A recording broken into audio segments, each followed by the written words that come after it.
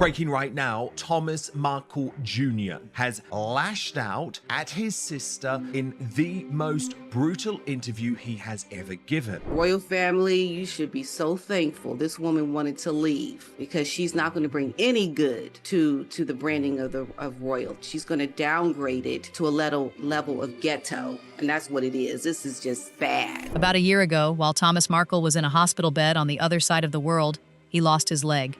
According to public discussion around the situation, his daughter reportedly did not come to see him. There was no phone call, no flight, no bedside visit. Instead, some online commenters said she sent a letter days later and then went right back to her cameras. Now, after this point, when you've had 7 years knowing my father's phone number, it hasn't changed for 15 years. It's the same phone number. You have not reached out. You have not texted. You have not called. That is the same woman the world often praises as kind, calling her the queen of compassion, the public-facing humanitarian who talks about love and empathy from a Netflix sofa inside a 9-bedroom mansion. And according to online criticism, that is what some people claim she did to the man who raised her once the cameras stopped rolling. Someday Meghan's going to realize that she's obviously missing out on a really good, tight-knit family. I mean, we're all still together all the time, no matter what. And you can't put a price on that. Meghan Markle built a fortune by selling a kind of warmth that critics say does not always show up in real life. And the father who once gave her everything is now facing a tragic time, while she has allegedly kept her distance for years. And that is exactly why the reaction online has stayed so intense. For a lot of viewers, this was never just about one family disagreement. It was about the gap between the image being sold and the behavior people say they have seen behind it. Critics argue that when someone is constantly presented as compassionate, every cold move gets magnified even more. Supporters, of course, push back and say the full story is more complicated and that private family matters should not be turned into a public trial. But the conversation keeps circling back to the same point. If the public image is built on empathy, then people are going to notice the moments that seem to fall short, and they are going to talk about them. In my opinion, she would still be a waitress if it wasn't for Dad. Stay with me, because I am going to lay out what this woman does, not just what she says, and I will break it down, one cold move at a time, chapter by chapter. By the end, that soft little smile may not feel the same to you anymore. People of this evil bullshit caliber do not have a place on this world. Now look at the image first, because you have to understand the shine before you can see why people think the contrast is so jarring. Meghan Markle has built a public image around kindness and compassion, and online critics say that empathy is a huge part of her brand. She speaks about lifting people up, about understanding pain, and about being there for anyone who is hurting. I made one dumb mistake, and I'm never being forgiven for it. And this show that they're on, they talk about compassion. There's no compassion for me. There's no compassion for my family. And there's no compassion for the royal. At the United Nations, she stood there and delivered that message. Over time, she has also built a lifestyle empire around candles, soft language, and carefully polished, gentle smiles. To many online critics, every photo, every speech, and every project seems to carry the same underlying message. I am kind, I am soft-spoken, nobody cares more than I do. Supporters would say, that is simply her public style, but the contrast is exactly why people keep debating her image so intensely. That is why the reaction is not fading anytime soon, because once people feel a public image is being presented one way and the behavior appears another way, they start picking apart every detail. And in this case, the debate is not just about one moment, it is about the pattern viewers say they are noticing over and over again. Critics online keep pointing to the same contrast, polished words on one side and actions that they believe suggest a different story on the other. Supporters push back and say a lot of this comes down to interpretation, selective clips, and people reading too much into private family matters. But the internet does what the internet does. It keeps replaying the same moments, comparing the image to the reaction, and asking whether the public version matches the private one. That tension is exactly what keeps this story moving, and it is why every new discussion seems to circle back to the same uneasy question. If you think about it, Meghan got everything she wanted. She got the husband, she got the children, she got the HRA, she got everything that allowed her to rise up and have that global recognition that we know how badly she wanted that. She seems to fly around the globe to comfort strangers whenever cameras are rolling. She leads the causes, writes the books about kindness, and lands the magazine covers that highlight her big, caring heart. That is the image some critics online point to. The polished saint some viewers believe the public has been shown. It's no mystery that Meghan pays people to go after anybody who says anything bad about her. One day, all the Sussex squad will be wiped off the face of the fucking planet, period, along with Meghan. Now keep that polished image in your mind and look at how people say she handles the family members who share her own graphic scene. Playing the saint for strangers is one thing, because strangers never get the backstage pass. But family does, and critics keep saying the same thing about the person they believe is hidden behind that halo. To them, the warmth looks more like a carefully managed image than the full story. In online discussion, some viewers go even further and argue that beneath all the softness is someone they believe came across as distant toward her own father while he was in the hospital, a claim that remains heavily debated and disputed online. Stop sending your government officials in to the hospital in the Philippines. Pick up your goddamn mobile phone. Call Caroline Graham. You know her number. Pass the mobile phone over to Thomas Markle. Have a conversation. Anything less than that proves that you're not a human being, which is something that we've known for a long time. For many months, he couldn't talk. And even now, speaking is still difficult. But he'd give anything for a conversation with his daughter, Meghan. I wish we could sit down and talk. I wish we could work out differences. Meghan, she loved me. I'm a hero. And suddenly I was thrown out. Now, according to critics online, that sense of coldness did not begin just last winter. Some viewers trace it all the way back to the wedding, the very moment that storybook chapter was supposed to begin. Just days before Meghan married her prince, her father suffered a heart attack, leaving him in a hospital bed and unable to travel or walk her down the aisle. In the eyes of many, a loving daughter might have paused the plans, picked up the phone and said, "Dad, get well, the wedding can wait." That is not the way the moment played out, at least not as critics describe it.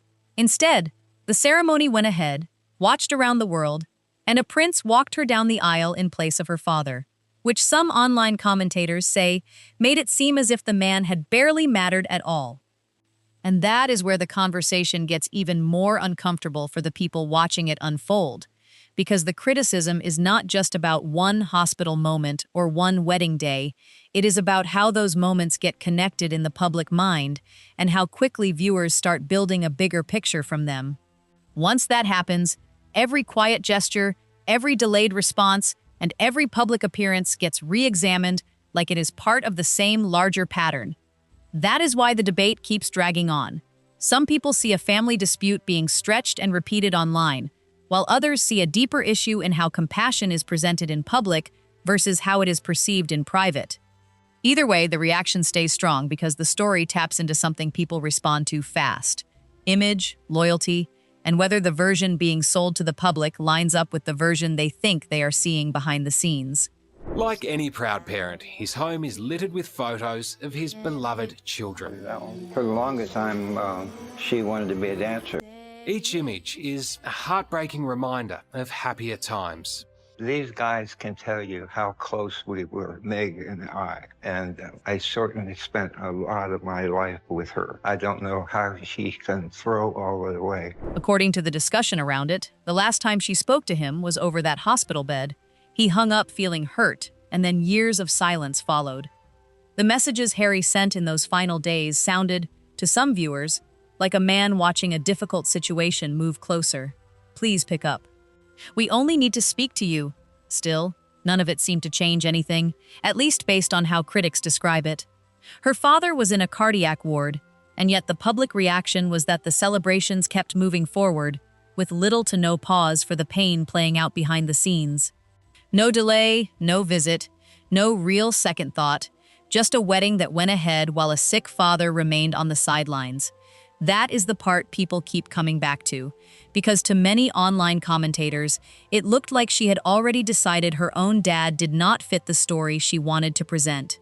But I have to just say, anyone who has doubted me over the past decade about this evil woman now needs to eat some humble pie. I remember when she was born, big new addition to the family, and we just have a very young sister here. Thomas Jr. was 14 when Meghan came into the world. During the Oprah interview, when Meghan said she had no siblings, when she told the world she was an only child, I mean, were you disappointed? No, I just made a little mark on my board and said, oh, there's another lie, click. Start with who that father really is, because if you erase him, the whole fairy tale begins to crack. Thomas Markle was not just some random name from the sidelines. According to the way the story is often told, he raised her and built a steady life as a 2-time Emmy winner who worked behind the lights in American television. He also spent his own money on her schooling, her acting lessons, and the auditions that some accounts say helped carry her from nowhere into Hollywood. August 4th, 40 years ago, Meghan was born, and she was born as a C-section, so she was put in my arm. I was the first person to hold her. Her little hand went on my fingers like that, and I fell in love with her, and I had been that way for 40 years. On the day she was born, his hands were the first ones she ever felt. He gave that girl everything he had, and according to criticism online, the response he got was a tragic passing phone number, notes left at the door that were never answered, and 2 grandchildren he has reportedly not been able to meet, not once in 7 years.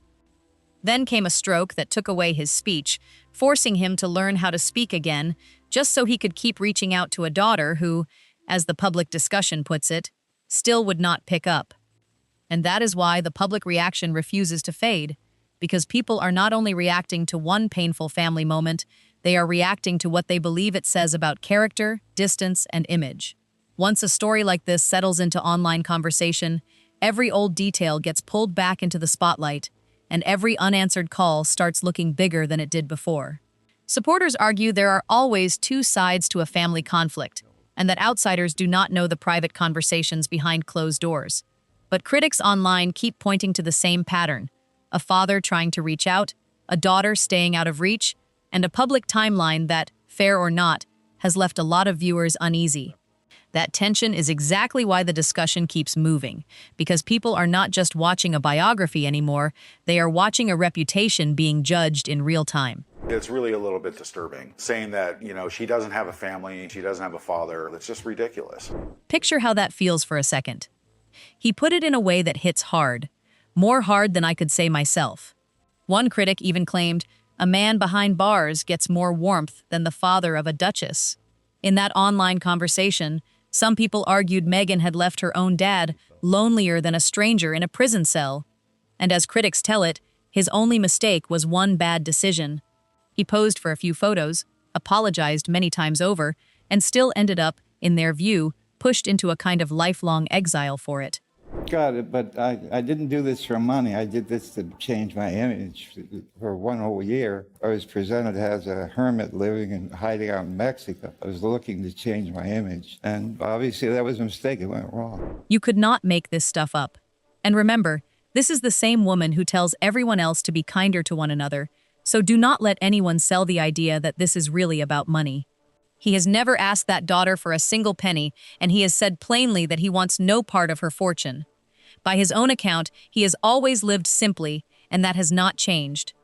All he says he wants is one phone call and the chance to meet his 2 grandchildren before time runs out. Do you still love your daughter? Of course I do. I love my children. I love my other daughter. I love my son. Of course I love them. She has the private jets, the mansion, and more than enough money to make it happen in one afternoon, at least according to the public conversation around it, but she still has not done it. He marks their birthdays from far away, sends flowers that reportedly go unanswered, and faces yet another Father's Day alone every single year. And that is what keeps this story alive in public conversation, the feeling that it is not just about one family disagreement, but about a much bigger question of who reaches out, who stays silent, and how that silence gets interpreted online. People keep revisiting the same details because they believe those details say something lasting, even if the full private picture is something the public will never really know. Supporters continue to push back, saying outsiders are only seeing fragments and turning them into a bigger drama than they may actually be. But critics are just as loud, and they argue that when a parent is left waiting for contact, the absence itself becomes part of the story. That is why the debate does not cool off, because every new wave of commentary brings the old wounds back into view, and every unresolved moment gets treated like fresh evidence in the court of public opinion. So the reaction is not fading, it is hardening. And once that happens, even a simple family dispute starts to look like a symbol of something much larger. There's a lot that's been lost already, and I grieve a lot. I mean, I've lost my father. I believe she had a clear motive for writing family off because it would seemingly justify and perhaps delay the revelation of all of the lies that she had told the royal family. Now this is where one sad story starts to look like a troubling pattern. And, according to online criticism, it is not just her own father who some say has been left out in the cold. People also point to Harry's father, the King, an older man who welcomed Meghan into the most famous family in the world, gave her a title, and made her a duchess almost overnight. When Thomas was too unwell to attend that wedding, it was the King himself, then still a prince, who stepped in and walked her down the aisle. Then, after that same man later became ill and underwent treatment for cancer, critics say the couple, often praised as compassionate and humanitarian, still did not sit at his side either.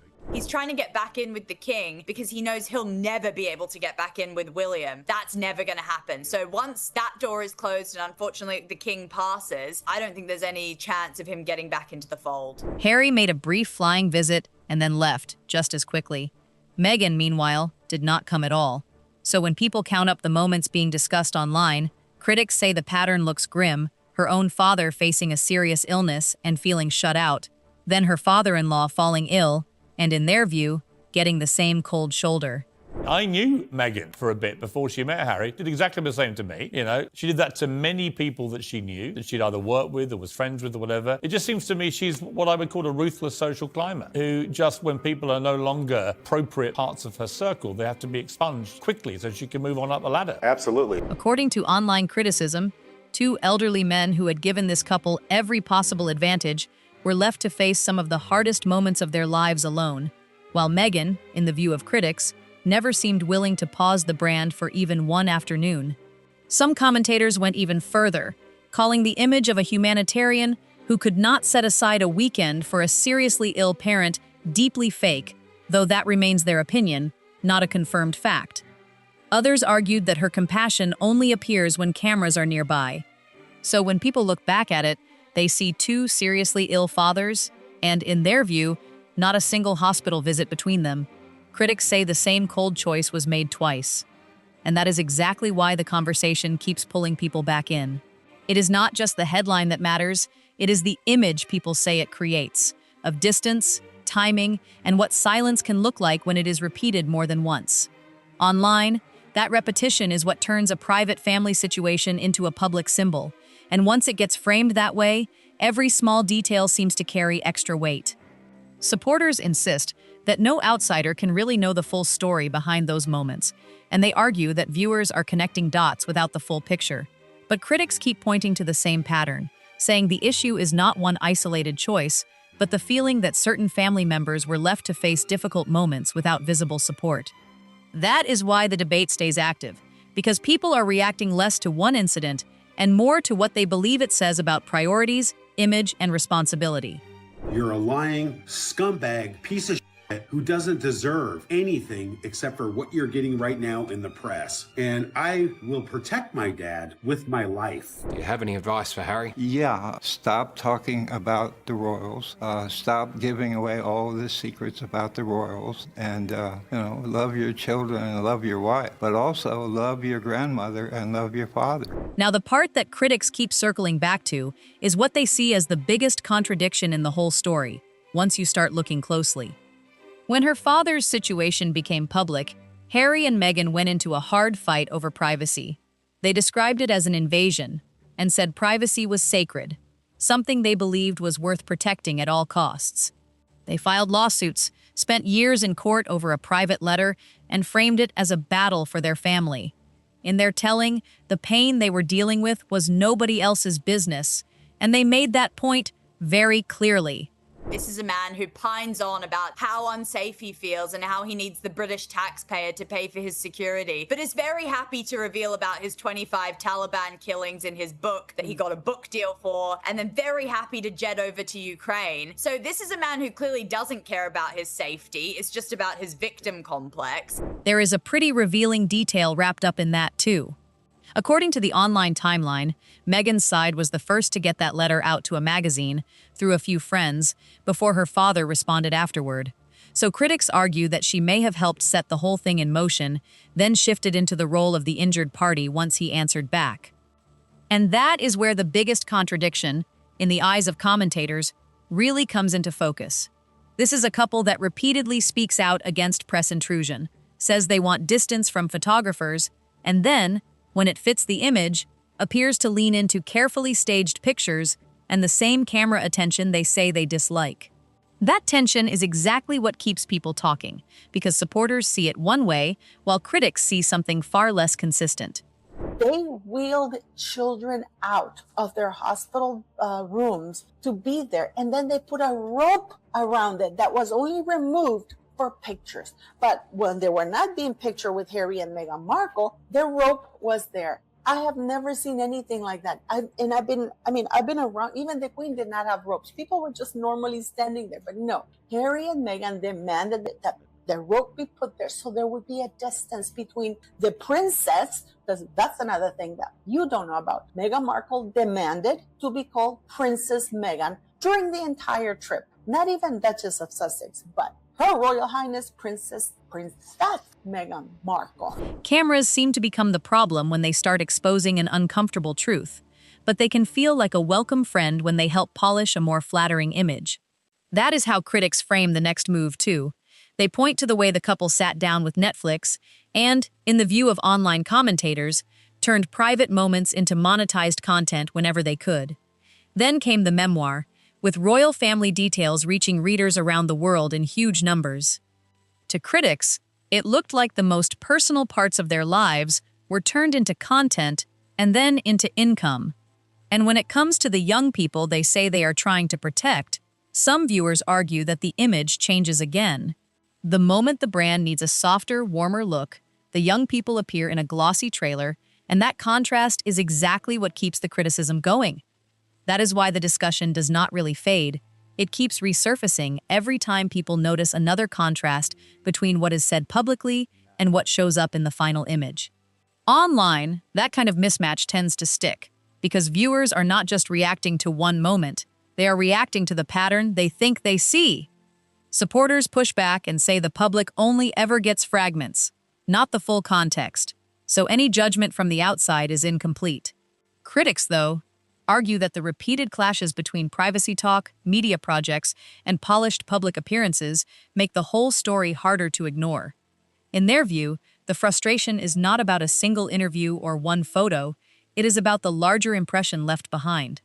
That is what keeps the commentary alive, because once people start reading every move through that lens, even a small appearance can trigger the same debate all over again.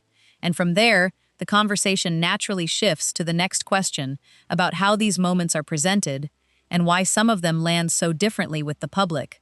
She also said she wasn't going to serve her children to the media on a silver platter, specifically Archie. But now we have her serving her children on a silver platter to the same social media companies that she goes around campaigning against for, I guess, that dopamine hit. I am also imagine she is paid per post as an Instagram influencer. I do believe she's probably in that program, so that would be an incentive for her. So, according to critics, Meghan's real rule seems to be this. Privacy is treated as sacred when her father says a word, but it appears to become negotiable when there is money or a media project involved. Commentators argue that does not look like a principle, it looks like a tool, and in their view, it only ever seems to point in one direction. The boldness of it, some viewers say, is almost hard to believe. He was turning 80 years old, very much struggling in terms of his health. But he had a stroke which took away his ability to speak. And despite the fact that his daughter and his son-in-law, Prince Harry, are two of the richest, most privileged people in the world, they are not paying a single thing to help him, not providing a dime towards his medical care. Now, some critics would go even further and say this was not just a case of a difficult daughter, but of someone who, in their view, presented a version of her family story that left out a lot of important context. Meghan did not simply step back from her relatives. According to that online discussion, she seemed to erase them from the picture. She sat on a television sofa in front of viewers around the world and said she had grown up almost like an only child. An only child. That claim struck many people as especially striking, given that she has a living father who raised her, along with a half-sister, a half-brother, and a wider family who were still part of her story. Critics say she brushed them aside like a mistake on the page so she could present a cleaner, sadder, and more marketable version of herself. And even that humble origin story, people argued, may have been part of the image too.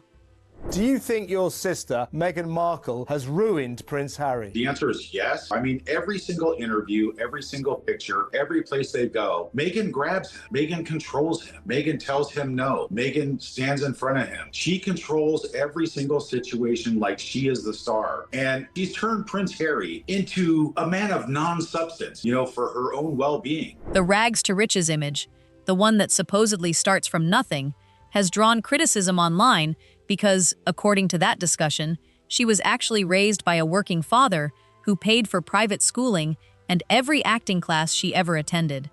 Critics say she did not rise on her own. They suggest she had support behind her, and then, in their view, she pushed the man who helped carry her out of the picture. And it was not just him. One by one, the rest of the family allegedly followed the same path, until the woman who speaks so often about connection had, in the eyes of detractors, shut herself off from nearly everyone who knew her before the royal spotlight. Her own sister has put it very bluntly. Take that father out of the story, and, in that version of events, there is no Duchess, no Netflix deal, no palace, no fairy tale, nothing. Just, as critics describe it, a woman who used her family for the climb, erased the paper trail, and still expected the world to see her as humble. The audacity of it, some viewers say, is hard to miss. And that is exactly why the reaction keeps snowballing. Because once viewers feel like the public image and the private history do not match, every new interview or appearance starts getting examined all over again. What might have been a small detail turns into a bigger debate about honesty, image control, and how much of the story was left out. Supporters still say the outside conversation can be unfair, since no one watching from home has the full picture. But critics counter that the same pattern keeps showing up: polished public messaging on one side, and a very different family story on the other. In that kind of atmosphere, even a simple comment can be read as another example of the same disconnect. That is why the discussion does not stay quiet for long. It keeps circling back to what was said, what was shown, and what was left hanging in between. They can all go suck and flying monkeys also. But how disgusting and pathetic my father's daughter is, because the entire world knows that she is at the bottom of the barrel for God knows how long, because everybody knows who she is as a person. By now, her defenders are all repeating the same point. She reached out, she sent a letter. That shows she cared. But if you look closely at that well-known letter, critics say the picture feels a lot more complicated. Her father was in a hospital bed, facing the loss of a leg, and Meghan's only response, according to that public discussion, was a note. No flight, no phone call, no visit at the bedside, just a letter that was hand-delivered after a reporter was already waiting outside the hospital, and only after nearly a week had passed. To some viewers, that timing says just as much as the letter itself. Is that you get your on a private jet, you get to that hospital, and you take your father back on that private jet so that he gets the best possible treatment. Stop sending in your government goons to do your dirty work. You go yourself. The embassy doesn't have to have anything to do with this. And that is coming from a woman whom critics say had already removed her own father's number from her phone. almost as if he were just someone she barely knew from a passing encounter. So to some viewers, it looked awfully convenient that the caring seemed to switch on the moment a camera showed up, giving the world that split-screen image everyone noticed. You're not getting any younger. Do you worry that you might never meet these two grandchildren? July 18th, I'll be 77 years old. Most of the Markle men don't make it much past 80. So there's a good chance I might never see my grandchildren. I'm not looking for pity. I'm just saying that's a reality. On one side, Meghan is shown in expensive gowns, filming a cozy holiday special about her warm, gentle life. On the other side, her 81-year-old father is in a hospital ward on the far side of the world, facing the possible loss of a limb. The contrast is hard to ignore. Critics online say that letter may not have been about affection so much as having something to point back to later, a way to say she tried. In that reading, even the kindness she presents to the public starts to look less like something heartfelt and more like another carefully staged moment for the camera. And that is exactly why the conversation around it keeps getting louder. And once that kind of story takes hold online, it is hard to pull back, because every old clip, every carefully worded statement, and every polished appearance starts getting looked at through the same lens. What supporters may see as a private family matter, critics describe as a pattern of image management that never really convinced them in the first place. That is why the reaction keeps stretching far beyond one letter or one moment. The public debate is really about trust, about whether the version people were given matches the reality that others believe was happening behind the scenes. And when that gap feels wide, even small details can seem loaded with meaning. So the conversation does not stay limited to one hospital visit or one public response. It keeps moving into a bigger argument about authenticity, timing, and how much weight viewers should give to what is shown versus what is left unsaid. That tension is exactly what keeps the discussion alive. If I had done something terribly wrong, that would be fine, but I haven't. So I just want an answer. I don't like to say it, but I gotta say it. I don't know of anybody that cold to do this. Now, you might brush that off as a bitter old father speaking from hurt, so some people say not to judge it from him alone. Instead, look at the way the same message keeps coming from all three corners of the family story, almost like everyone is reading from the same script. Her father does not soften his view of the marriage at all. In a video message, he called the prince she married a complete failure as a husband, and he described the grown royal as someone who, in his view, could not think for himself. He also painted his own daughter as a woman who takes over every room she walks into. Her sister goes even further, and does it without hesitation. Her brother repeats the same basic idea, saying this is a woman who takes hold of the prince, steers him where she wants, and puts aside anyone who cannot help her climb higher. I'll be very disappointed that I don't get to hold my granddaughter. Does it hurt? Of course it hurts. There are axe murderers in prison. Their family comes to see them, right? I mean, I'm not an axe murderer. He also keeps a running count, the kind of thing that, in his view, should make any daughter pause and reflect.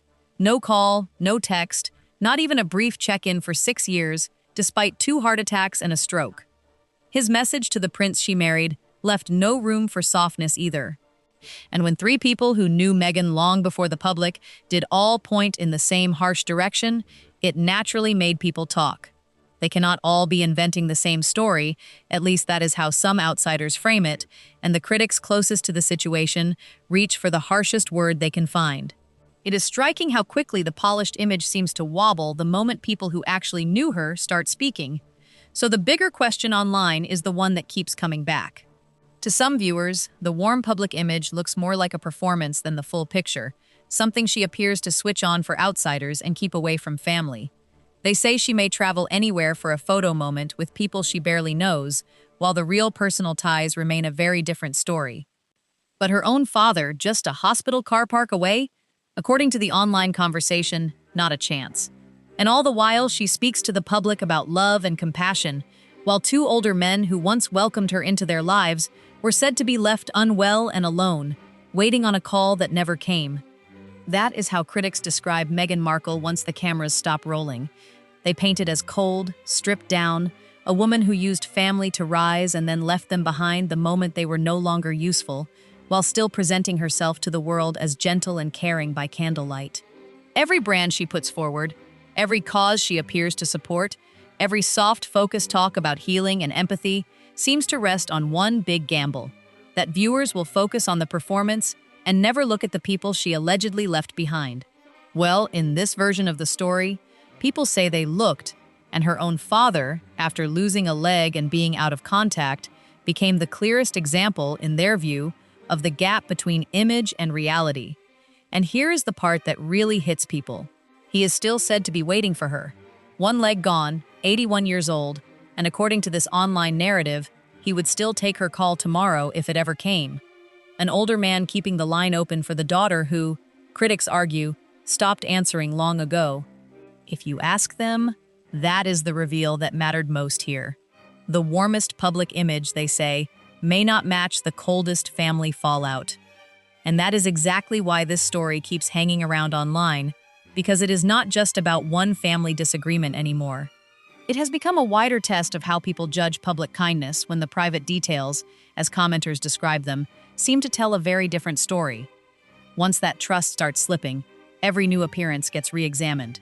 A smile, a speech, even a carefully chosen photo can suddenly be treated like evidence by people who already feel something is off. Supporters push back and say there are two sides to every family rift, but critics keep pointing to the same unresolved gap between what is shown and what is claimed behind the scenes. That is why the debate stays so sticky. It is not only about one person's behavior, it is about whether a polished public image can survive when older family members, at least in the online discussion, are telling a much harsher version of events. And as long as that contrast keeps getting attention, the conversation is not likely to fade anytime soon. So after hearing how this family rift has played out online, do you think Thomas Markle still deserves that one call before time runs out, or do you think that bridge was already burned long ago? Leave your take in the comments, because I do read them. If this story got you thinking, hit like, subscribe, and share it with someone who follows these royal tensions. And don't forget to comment with your view, because the next update goes straight into the letter that set all of this off, including who people believe leaked it and how Meghan was cast as the villain in the public eye. See you on the next one.